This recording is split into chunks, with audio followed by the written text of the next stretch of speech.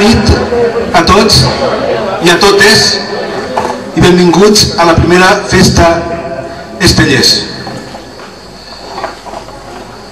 A ninguna persona mínimament observadora se li escapa que la nostra cultura i la nostra llengua està travessant moments difícils. Davant d'aquesta situació podem desplegar tota una sèrie d'actituds. Actituds negatives, derrotistes, victimistes, però hem de pensar que a l'hora de lamentar-se sempre estem a temps.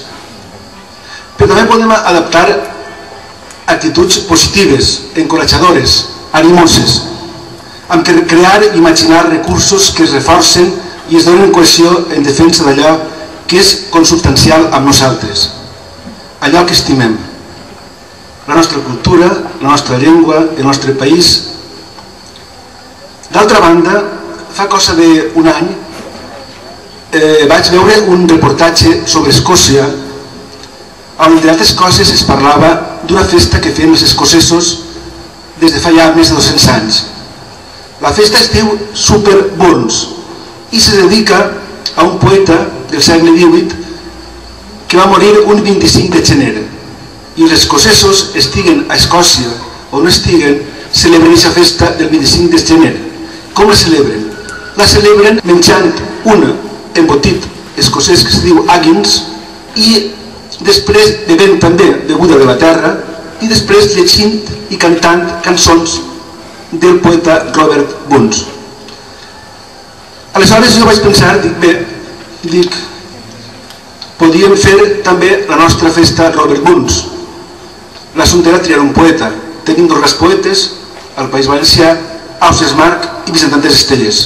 I triarem Vicent Andrés Estellers perquè és més pròxim en el temps i també pel seu estil col·loquial molt més accessible a àmplies capes populars.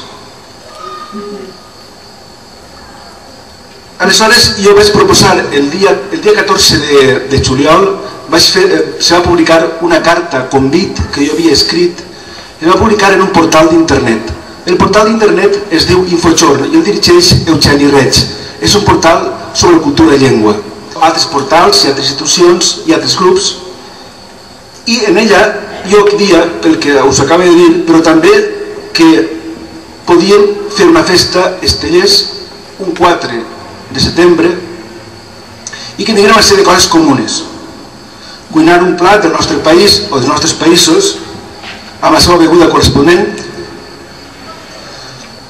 sopar o dinar ben dinats o sopats, llegir un poema, el que més ens agrada. Jo vaig proposar Propietats de la pena o Els amants i després llegir o cantar altres poemes d'Estellers o d'altres poetes nostres. A la proposta s'han sumat fins ara Benimodo, Manuel, Canals, Barcelona, Vic, Vandellós, Vinaròs, Benicarló, Burjassot, Benimaclet, Benaguasil, Alboraia, Aldaia, Otto, Solacau del Carraixet, Picanya, Montcada, Montserrat de Salcalans, Cosentaina, Dénia, La Núcia, Sant Joan d'Alacant, Vilamarxant, Teulada, Torrent, Eix i Guardamar. Que en els dies 3, 4 i 10 de setembre, amb arròs o amb fesols i naps, embotit o cancel·lar magreta torrada, llescat o espencat, tonyina amb tomat, etc., o menjars més fins, celebraran la festa Estellers. Res més. A viure i a passar-ho bé en la nostra celebració. Moltes gràcies.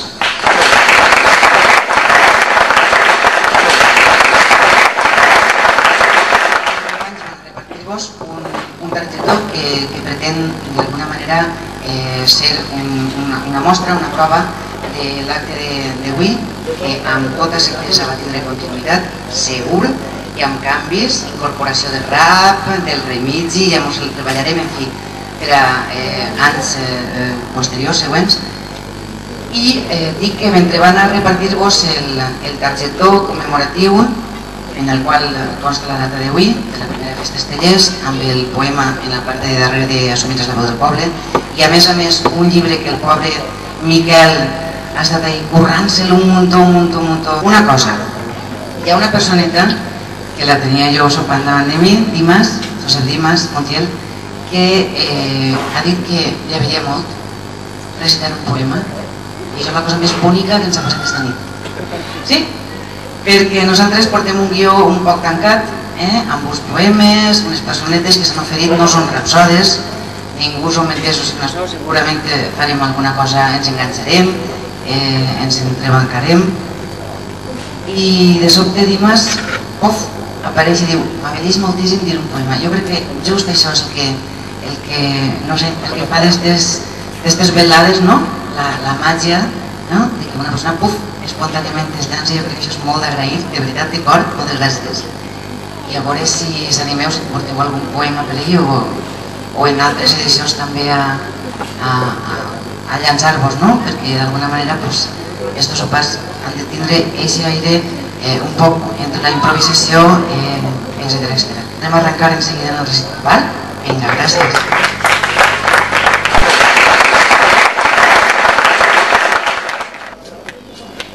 9 de setembre de 1924 naixia un poeta, fill de forner a Burjassot. En complir els 12 anys, en l'inici de l'adolescència, esclatà la Guerra Civil. En fer els 20 anys, en aquell moment on la joventut irrompa tota la seva força, Europa estarà immersa en una altra guerra, la Segona Guerra Mundial. Els anys transcendentals, doncs, els passarà entre guerres, amb tot el que això significa. Violència, persecucions, pèrdua de llibertats, precarietat i fam, renúncies, pors, morts. Enmig d'aquest context desolador, però, creixerà l'home i creixerà el poeta a crits, amb una força poderosa i amb una passió que res té a veure amb aquella grisor del moment. Hagué de nedar sovint contracorrent i Estellés ho feu com més honestament cregué que calia fer-ho, arrelat a la terra, amirat de les seues gens modestes i humils, entre corrals, fitxers i perfums de gesmil. Eixa fou la seva aposta, ens advertir que hem de ser conscients que no serem res si no som poble. En la mesura que ens acceptem en la nostra senzillesa i honestedat, podrem ser grans. I des d'eixa aposta parir un i cadascun dels seus versos. Ja que la seva obra, com tots molt bé sabeu, és molt àmplia i nosaltres solament anem a recitar una tria dels seus poemes, ens ha paregut convenient agrupar-la en 4 eixos temàtics. El primer és qui és Estellés i quins amors ens canta. La terra i les seues gens, la postguerra i el compromís i finalment aquest vocabulari tan singular. Qui és per tant Estellés i quins són els seus amors? Sense cap dubte, Estellés és el fill del forner, com ja hem dit, qui, com ell diu, amb molt honor vindria al món, un món humil, no mesquí. Un home que se sent honrat de tindre estables i corrals com a paisatge. Un home que se sent orgullós del seu origen humil i que, eixint al pas de qui en algun moment poguera avergonyir-lo per aquest món humil, ens el presenta autèntic, encisador. Un home sorneguer i irònic que freqüentment acaba de manera insòlita molts dels seus poemes amb una veu extreta del poble i de les seues expressions, de vegades frívoles.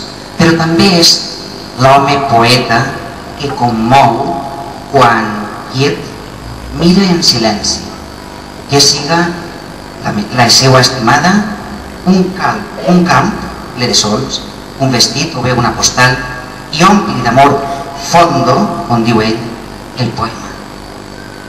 Com estima Estellés? Ho fa amb ferocitat, amb delit, amb tota la ràbia de l'amor, de forma salvatge. En aquest punt reivindicarà el mestre Ausiàs Marc, el nostre poeta Ausiàs Marc del segle XV, a qui tant deu Estellés, i retrà un homenatge en el tractament tant dels seus temes com de la construcció dels versos. A un poema que després Lucho ens llegirà a frontispici, deixar el teu nom oblidat si m'has estat a l'hivern, l'alcavor d'un ample estiu en festa anticipat, i ahir l'olor d'Ausiàs Marc és evident.